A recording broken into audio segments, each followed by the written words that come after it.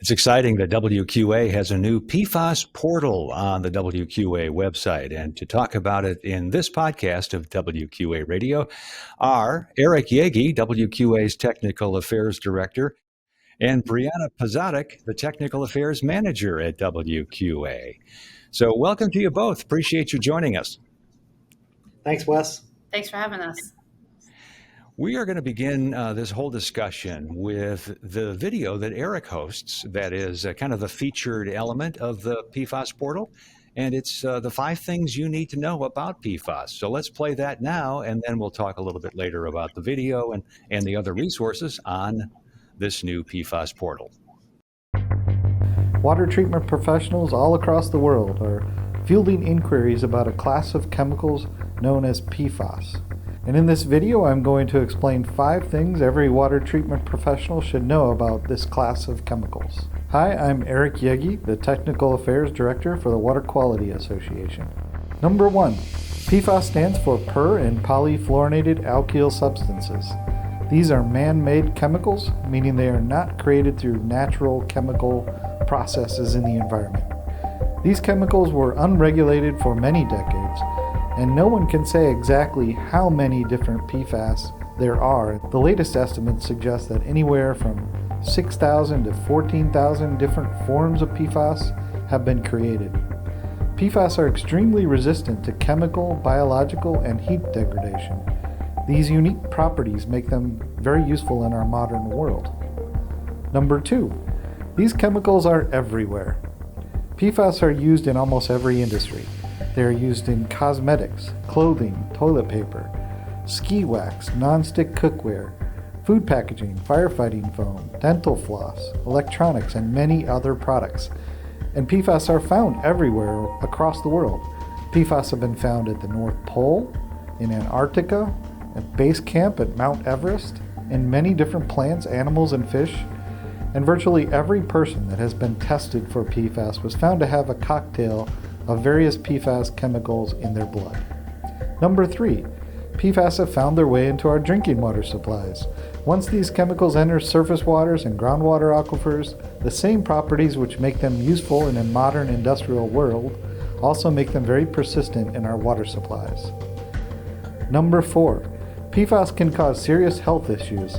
Once PFAS enters the ecosystem, the unique properties of these chemicals will cause them to continually bioaccumulate in the ecosystem. And the same bioaccumulation is happening in our bodies. If you visit the EPA's website, you will see that peer-reviewed scientific studies have shown exposure to PFAS may cause reproductive impacts, developmental problems in children, increased risk of certain cancers, reduced effectiveness of the immune system, interference with hormones, and increased cholesterol or levels of obesity.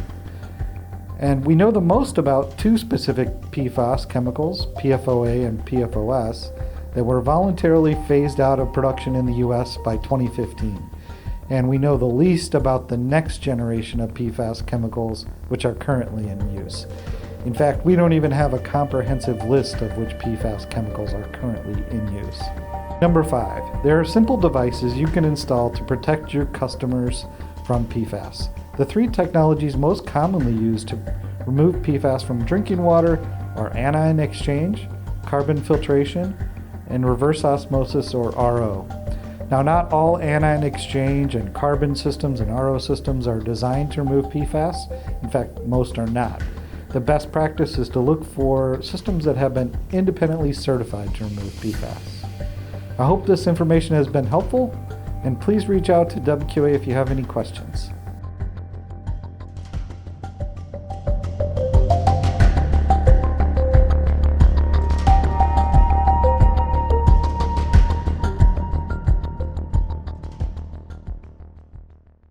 All right, and again, that video is the featured video on our new PFAS portal on WQA.org. This is a site, Eric, designed primarily for dealers, but really any WQA member can gain a whole lot of information by looking through these resources. Let's talk about the video first of all. How will you hope dealers can make use of it? Well, it's really just a very short primer, Wes, on what are these chemicals and why dealers should be paying attention to them in the water treatment space. Right. Right. Yes, it's a good overview, as you say, and it really helps kind of if you're at all intimidated by PFAS and you've been hearing about PFAS and you're just not quite sure what to make of it, that video can almost be somewhat reassuring that there is information. We have put it together. These are the things to know. So, of those five things, does one stand out more than any of the others? I think the most important thing for water treatment dealers to understand is that PFAS are everywhere, all across the globe. Once they enter the environment, they are persistent, they don't break down. In fact, they bioaccumulate in the ecosystems that they enter, and they bioaccumulate in our bodies. So, in other words, this is a water quality problem that is widespread and which will be with us for a very long time. Yeah, and when I hear that, and Brianna, I know you've been doing a lot of work with PFAS, around PFAS. You've been doing a lot of research. How are you trying to stay on top of it all? What are your options and techniques? Well, there certainly is a lot of information out there on PFAS, and it seems like every day there's a new story coming out about it. But here at WQA, it really is a team effort. So we have a whole group of staff members who are following the PFAS issue. So we're looking on topics ranging from what's the new research coming out about PFAS, what updates are there to the occurrence data, what regulatory changes are occurring.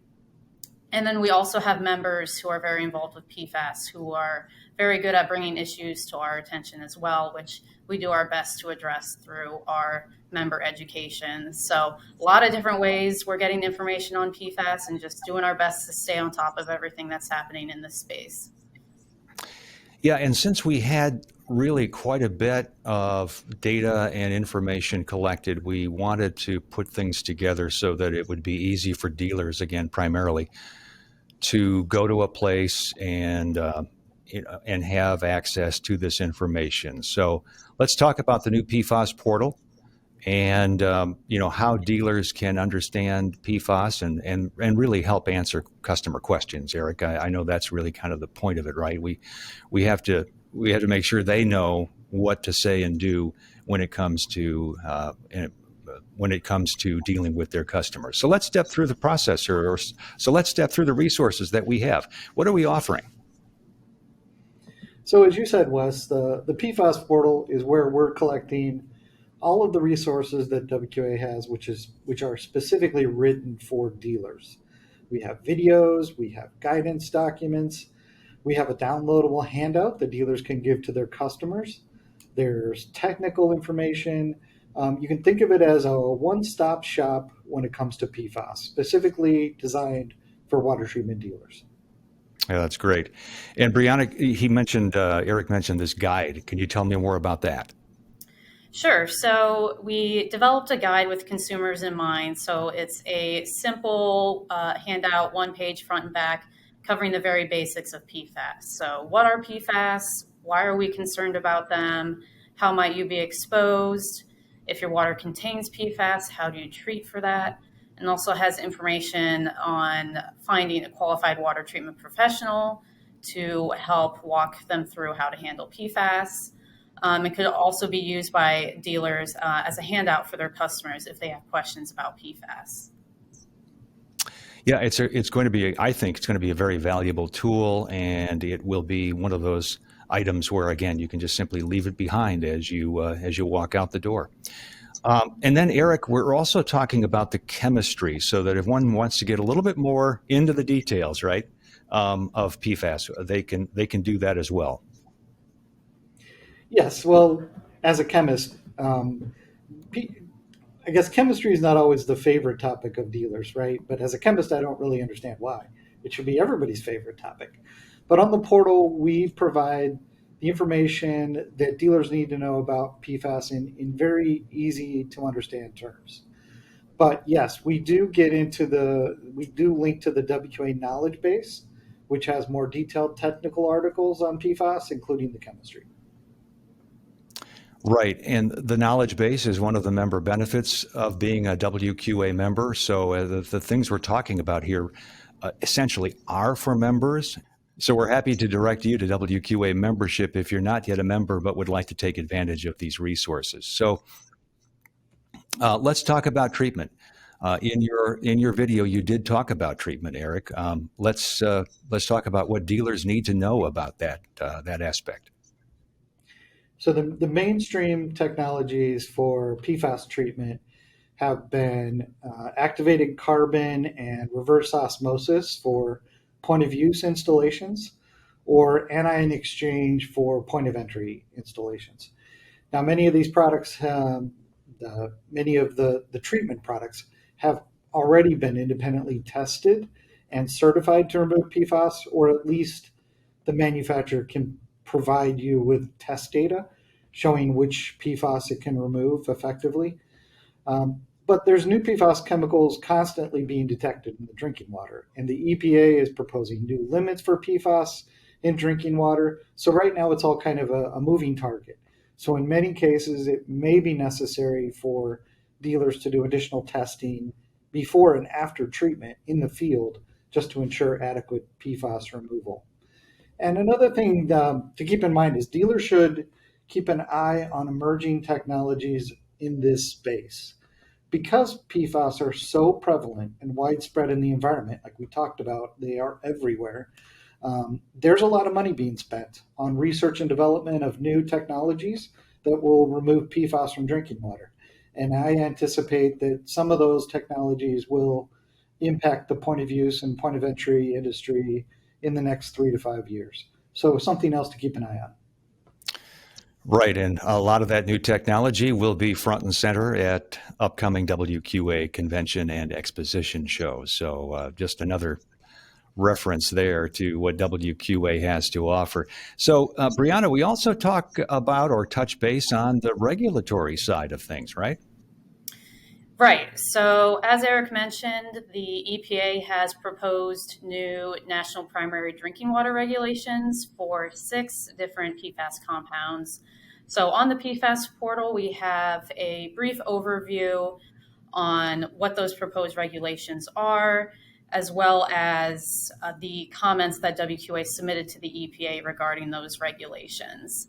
And if members would like to dive more into the information on regulations, they are welcome to reach out to our Government Affairs Department, who has been very involved with following everything going on in the regulatory world regarding PFAS.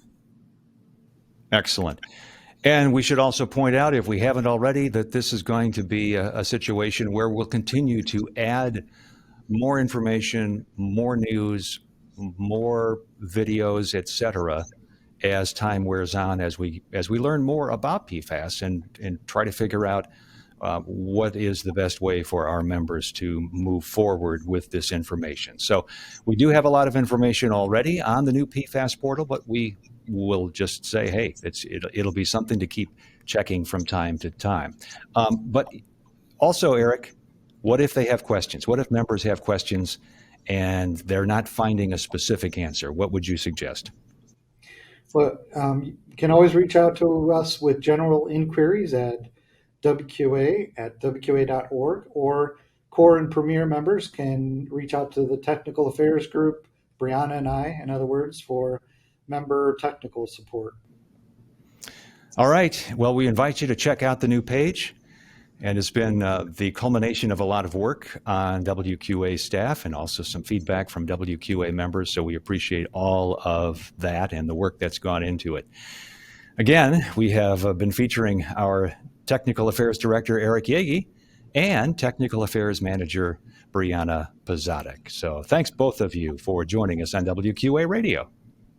Thanks, Wes. Thank you.